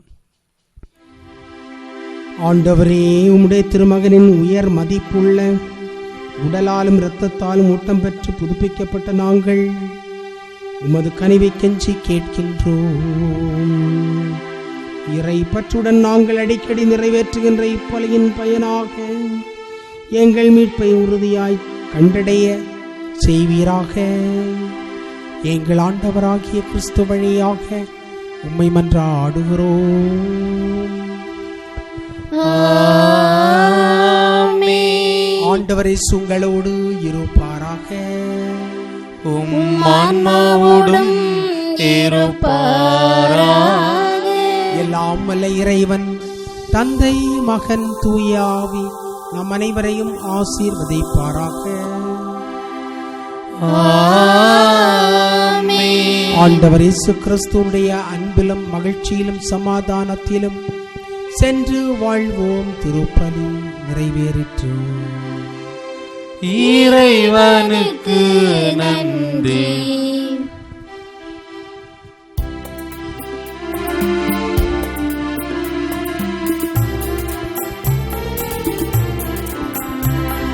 நம்புங்கள், ஜெபியுங்கள், நல்லது நடக்கும், நல்லது நடக்கும். நம்புங்கள், ஜெபியுங்கள், நல்லது நடக்கும், நல்லது நடக்கும். துன்பங்களோ துயரங்களோ சோதனையோ வேதனையோ, துன்பங்களோ துயரங்களோ வேதனையோ சோதனையோ, புனித அந்தோணியா பரிந்துரைப்பார், புனித அந்தோணியா பரிந்துரைப்பார், எல்லாம் வல்லவர் நடத்தி வைப்பார். நம்புங்கள், ஜெபியுங்கள், நல்லது நடக்கும், நல்லது நடக்கும். நம்புங்கள், ஜெபியுங்கள், நல்லது நடக்கும், நல்லது நடக்கும்.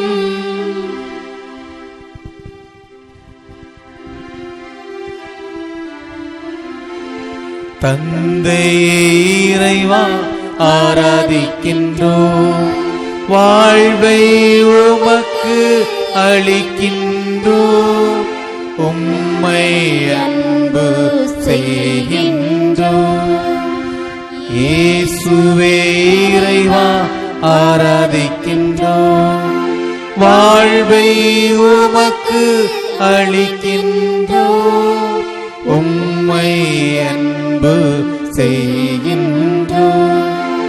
ஆவியே இறைவா ஆராதிக்கின்றோம், வாழ்வை உமக்கு அளிக்கின்றோம், உம்மை அன்பு செய்கின்றோம்.